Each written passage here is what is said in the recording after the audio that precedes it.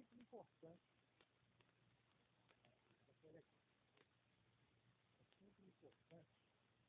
a gente dar uma maneirada, porque normalmente a gente costuma entusiasmar e o pessoal, o choreiro está razão, porque afinal de contas o trabalho continua lá dentro, né? Então, é muito importante quando nós detectamos esse tipo de situação, até na nossa vida cotidiana de uma forma geral. E dentro desse contexto, que a gente vai tentar falar algumas coisinhas, né? Passar aqui alguns frutos dos ensinamentos do Cristo. E, na verdade, é muito interessante quando eu falo que o Cristo foi o grande psicólogo, o grande terapeuta que esteve aqui conosco. O Cristo, na verdade, ele não perdia a oportunidade de ensinar. Ele não perdia a chance de pegar algo muito simples, algo muito corriqueiro, algo muito trivial e trazer para o dia a dia, e trazer, como eu particularmente costumo dizer, a moral da história, né? Então, qualquer chance, qualquer oportunidade, ele aproveitava para exemplificar, mostrar e, principalmente, colocar a moral da história, o contexto propriamente. Deixa eu falar aqui, vai, aqui tá legal. Aqui tá legal. É só para pegar a colinha.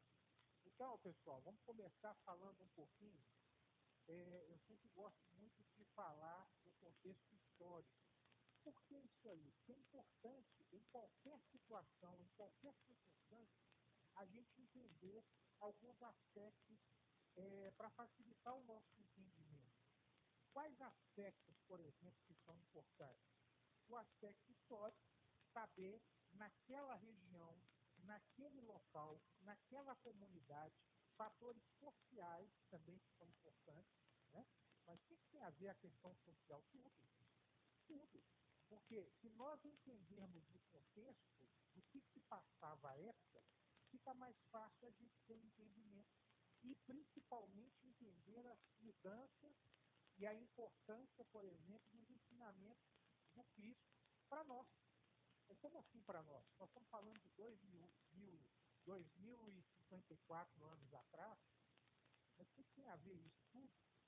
Que se nós estamos hoje dentro de uma casa espírita, nós temos que ter alguns pressupostos. Nós temos que ter alguns pontos. Primeiro, acreditar em quê? Na imortalidade da alma. A vida continua, né? Segundo, saber que nós estamos aqui hoje num planeta de prova de expiação e passando para o processo de regeneração. Nós estamos vivenciando aí com todas essas mudanças, esse vulco que está acontecendo no planeta, está um sacode. Exatamente porque esse momento agora de transição planetária, que faz parte do contexto. Então, dentro do contexto histórico, como é que nós podemos, por exemplo, já que vamos falar das parábolas, entender o que se passava naquela região?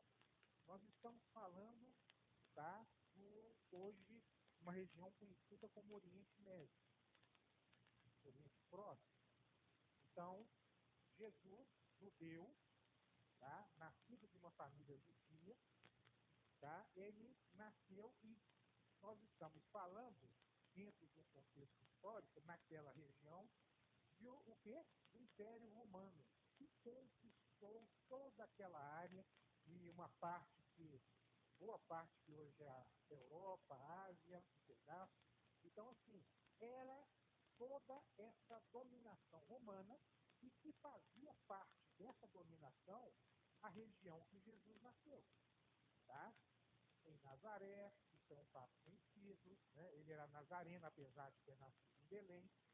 E aí, lembrando desse contexto histórico, o que se passava?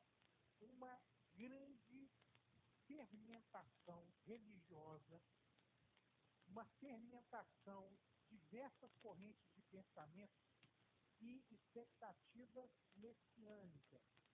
Então, o que estava acontecendo? Uma efervescência, uma efervescência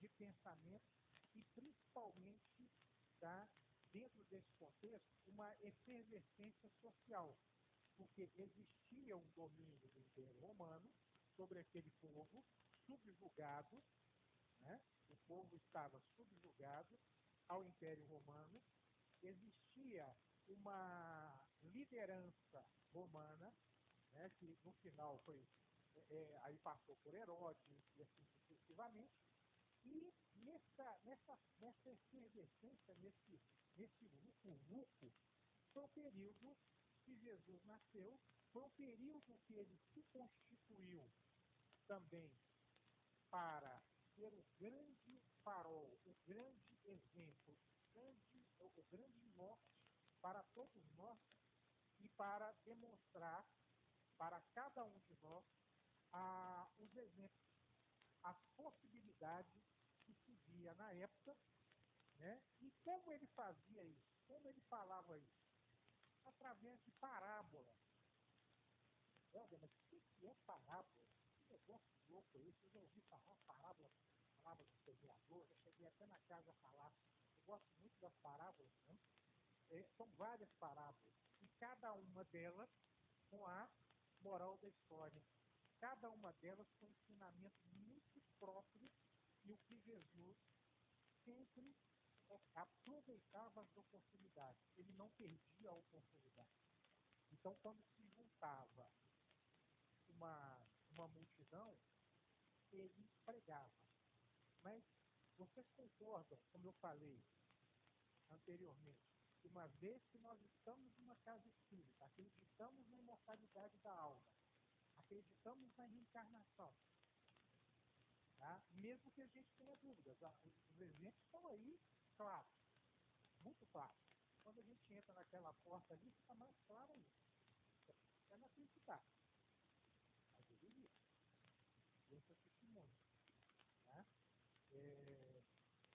A gente, trabalhando na doutrina, você recebe toda hora provas absolutas da reencarnação e da explicação do porquê que nós estamos aqui, porquê que nós sofremos, porquê que nós passamos pelas dificuldades e assim sucessivamente.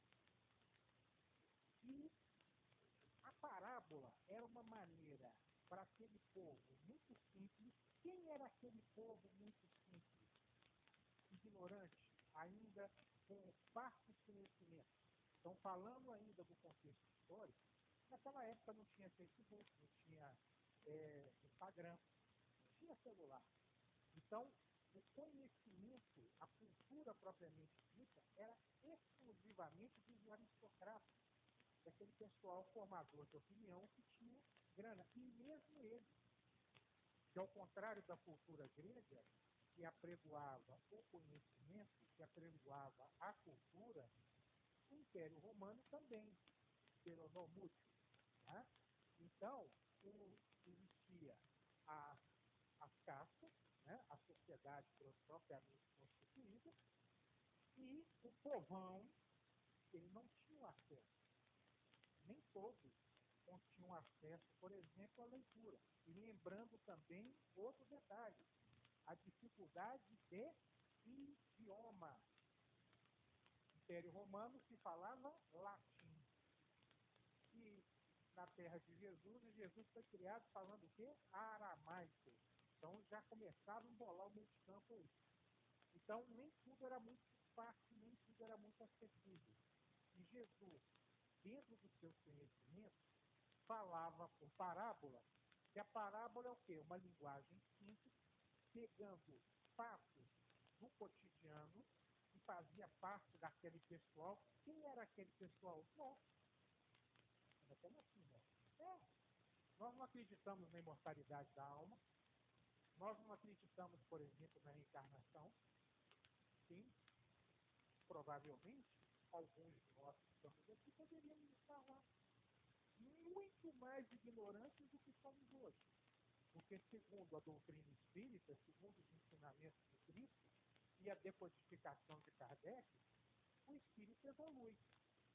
Então, eu pergunto a você, qual é a sua melhor encarnação de todas? A de hoje. Por quê?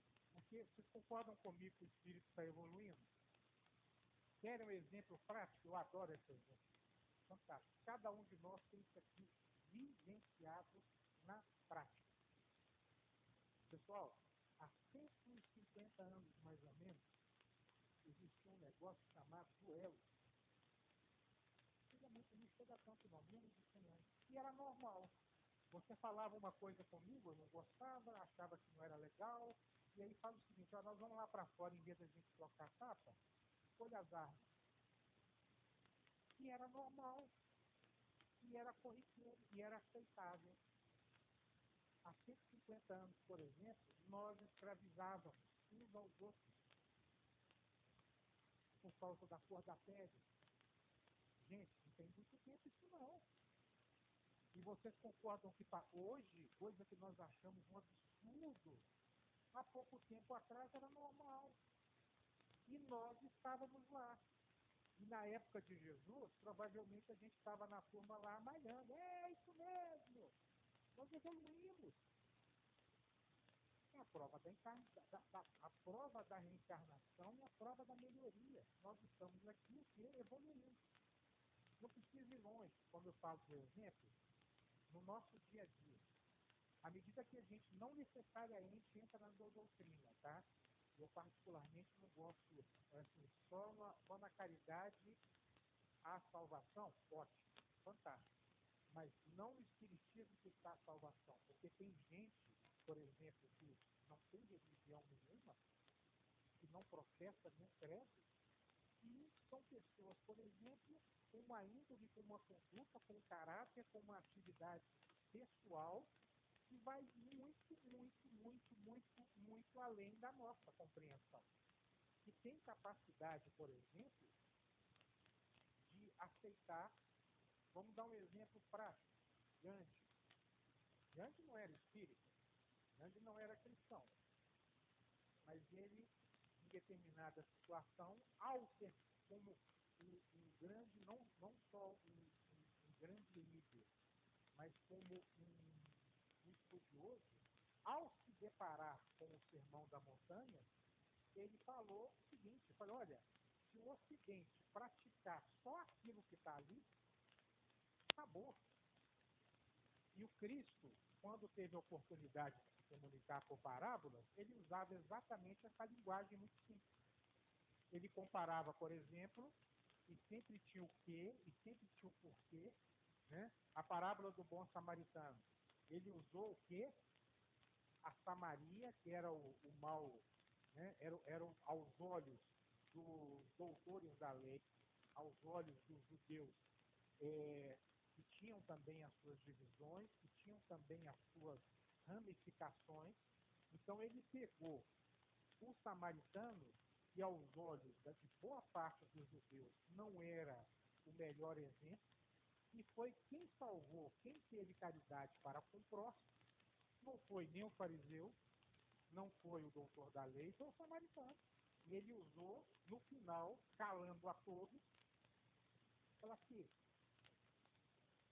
de todos os exemplos que eu dei, quem teve mais compaixão?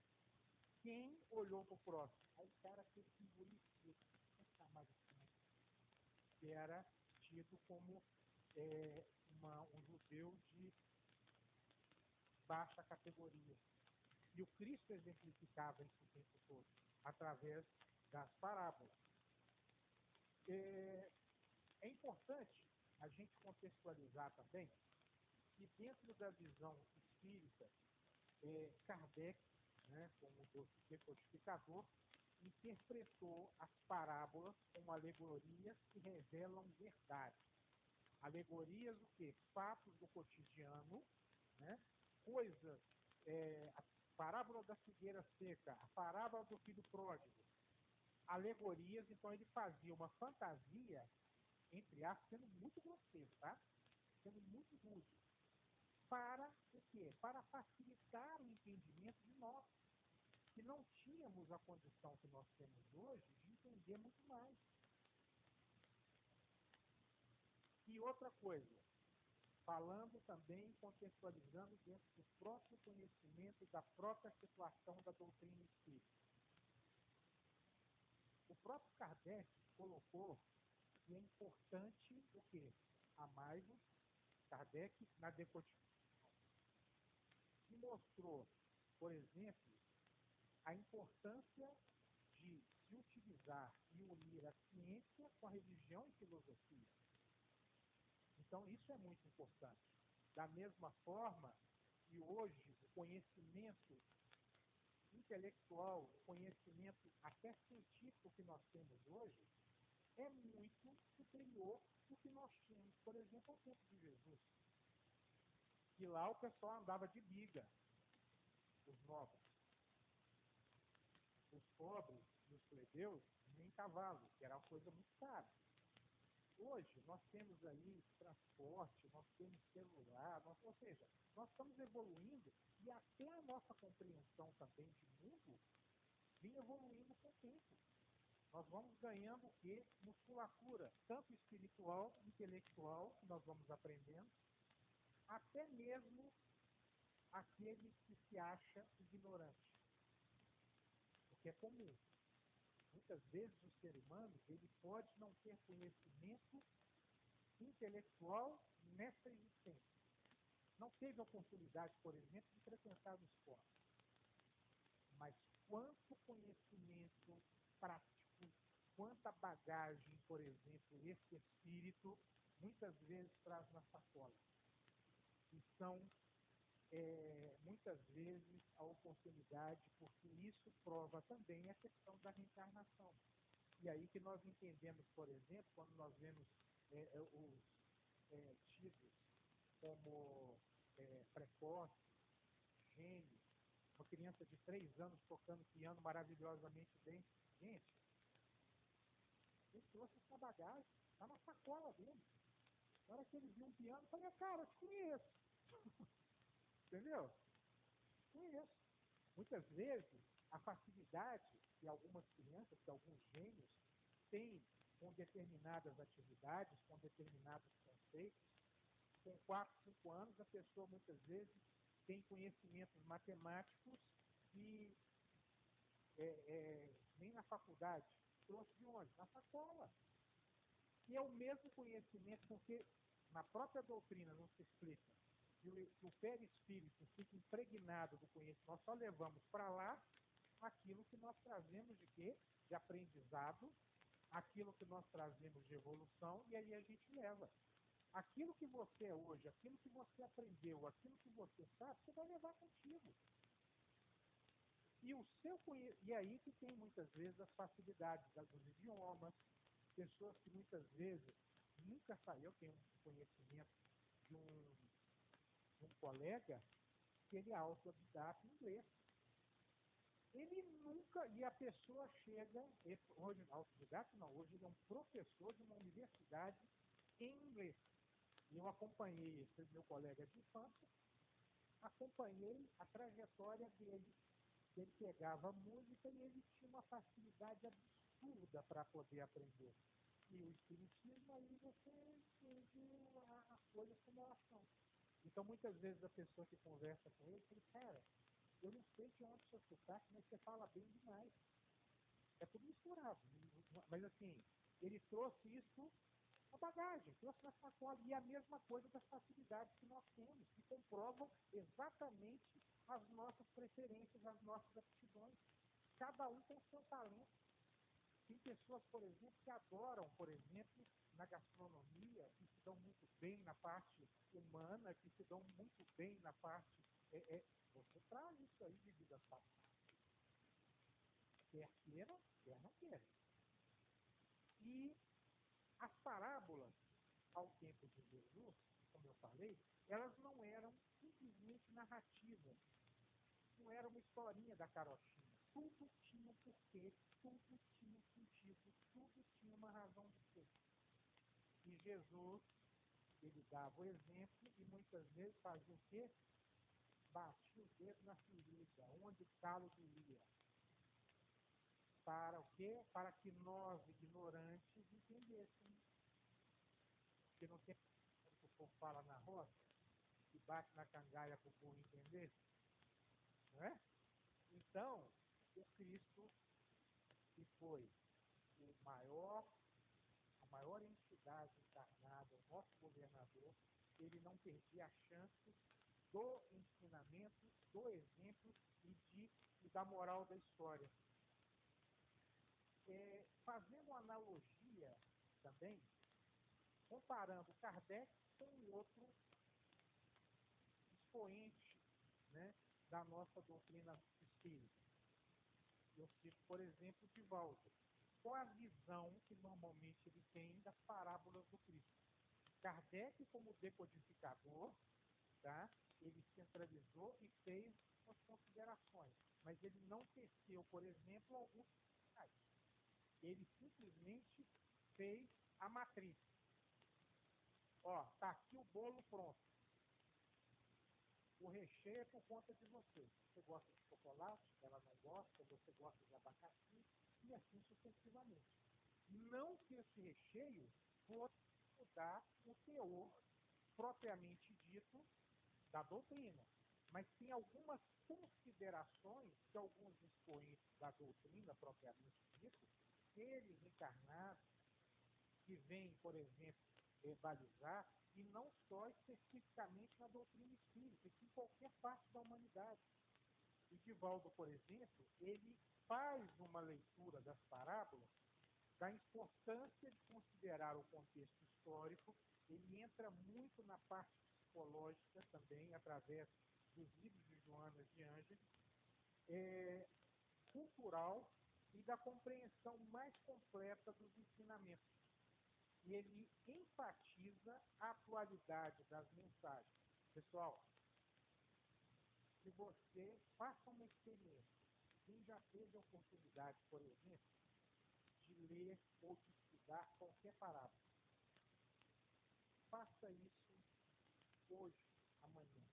Aquilo que você lê, provavelmente você vai ver alguma coisinha que você não viu. Vai visualizar alguma coisa que não tenha percebido antes. A moral da história vai mudando, por quê? Porque nós estamos evoluindo. À medida que os seus olhos estão vendo hoje, são olhos diferentes de 2 anos atrás. Com certeza você tem mais experiência, você tem mais bagagem, você tem mais conhecimento para entender aquilo. E o que significa isso? Que as parábolas do Cristo, todos aqueles exemplos, são atemporais. Eles podem ser visualizados a qualquer momento, a qualquer hora, e mais atuais impossíveis. São muito atuais. E faz parte, por exemplo, no nosso dia a dia, que ele bate exatamente na nossa vivência. O que nós precisamos fazer para ser mais felizes? Quais as diretrizes que nós precisamos tomar para não sair do trilho? Ele fala sobre reforma íntima, ele fala sobre melhoria, ele fala para perdoar o próximo. Ele fala, por exemplo, das relações interpessoais. Então ele vai dando um cenário e o grande farol e o grande exemplo para o que? Nortear a nossa conduta de vida. Galera, vocês estão aqui em franca evolução. Esse aqui é o exemplo. Se você seguir isso aqui, vocês estão bem. E ele resume, não só através das parábolas, mas através dos ensinamentos do sermão. Coloca, por exemplo, as diretrizes que nós temos que seguir e resume em 2. Olha aqui, ó. Vamos resumir esse papo todo? Pega lá a Bíblia, pega lá o Novo Testamento, pega lá o Evangelho segundo o Espiritismo. Amar Deus sobre todas as coisas, e o próximo como a si mesmo. Bom, você fez isso aí, tá bom. Você já está meio caminho andado. Ou, como eu costumo brincar, um cabeludo há 2000 anos atrás, ele falava um negócio o seguinte: faça com o outro aquilo que você gostaria que fizesse com você. Na dúvida, qual diretriz tomar na minha vida, que tipo de decisão que eu vou tomar, aqui, isso é certo, isso é errado, isso vai prejudicar o meu próximo, isso vai prejudicar a mim, isso vai, não sei se vou, se fico, se fico, se vou. Aí pensa no cabeludo. Faça com o outro aquilo que você gostaria que fizesse contigo. Acabou. Você pode até fazer do outro lado, mas você vai saber o que você está fazendo. A diretriz está dada, o pilar está ali e está germinado na nossa, vamos colocar, no nosso perispírito, no nosso DNA e assim sucessivamente. Está cravado na nossa. A sensação do certo e errado está muitas vezes onde? Na nossa consciência. E você pode até fazer outra coisa. Ninguém viu. Não precisa, quem tem que vir, viu para você. Ele até que não está. E aí fica ali martelando. É o quê? A consciência, não que a consciência bate, que a consciência chacoalha, não. Tá, você tem o germe instalado das leis divinas. E o Cristo, através das palavras, ele mostrou o quê? A receita do bolo. De uma maneira fácil, de uma maneira simples, sem inventar, sem fazer nenhum malá. Mostrar que, ó, se você for por aqui, você vai bem. Você chega mais rápido. Nós não estamos aqui em evolução, nós estamos aqui em planeta de prova e expiação para um aprendizado. Então, a menor, aí vem a matemática, que fala o seguinte: a menor distância entre dois pontos é uma reta. É verdade. Mas você concorda comigo, vou pegar minha amiga estudante aqui, você concorda comigo que eu posso ir para o Rio de Janeiro, daqui para o Rio? Eu posso ir de avião? Posso. Vou chegar mais rápido? Vou. Mas eu posso ir onde? Eu chego? Chego.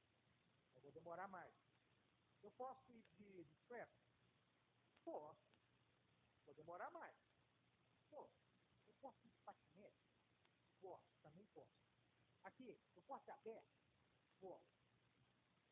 Você vai chegar. Vai demorar mais. Ou, olha que doido. Eu posso ir para o Rio de Janeiro, passando por Manaus? Posso. Vou demorar mais? Muito mais. E é aí que mostra a nossa evolução. Nem sempre a gente pega o caminho mais rápido. A gente adora uma confusão, né? Vamos combinar, né? Eu falo a gente, eu falo para mim também. Adoro uma confusão. Toda oportunidade que muitas vezes tem, e aí vem o quê? A própria consciência.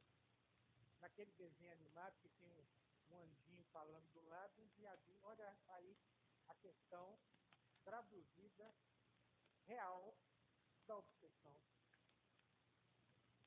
Você fala assim, não, faz isso pra lá, faz mesmo. O que você está fazendo? Você está pegando o atalho e você está indo pelo caminho mais difícil. Rapaz, que negócio, vai pro centro o quê? Vê aquela lenga-lenga lá, aquele papo furado, aquele povo falando aquele monte de bobagem. Fica aí, rapaz, vai da televisão. Rapaz, vai passar um filmaço hoje. Você, olha, vai lá no Instagram, você vai ver um monte de publicidade. Ó. E aí, você está fazendo qual escolha? O caminho mais rápido. Você está indo para o Rio, por exemplo, de avião, ou está indo de patinete, ou está indo de Manaus. A gente vai chegar, porque nós estamos fadados à angelitude, nós estamos fadados, vós sois Deus. Próximo isso aqui. Vocês têm condição de fazer tudo aquilo que eu faço, e muito mais. Mas passa por onde? Pelo processo evolutivo que nós estamos vivendo hoje. E faz parte também das nossas escolhas. E aí ele coloca a beleza das parábolas, que ele ensinava isso de uma maneira muito simples, dando o quê? O mapa da mina, a receita do bolo. Falei aqui, ó, vai por aqui. E normalmente é como se fosse uma história. Ó, era uma vez um cara que fazia isso, ele dava o exemplo, mostrava e vinha a moral da história e deixava nós, que estávamos lá assistindo, assim, ó. E aí batia a consciência.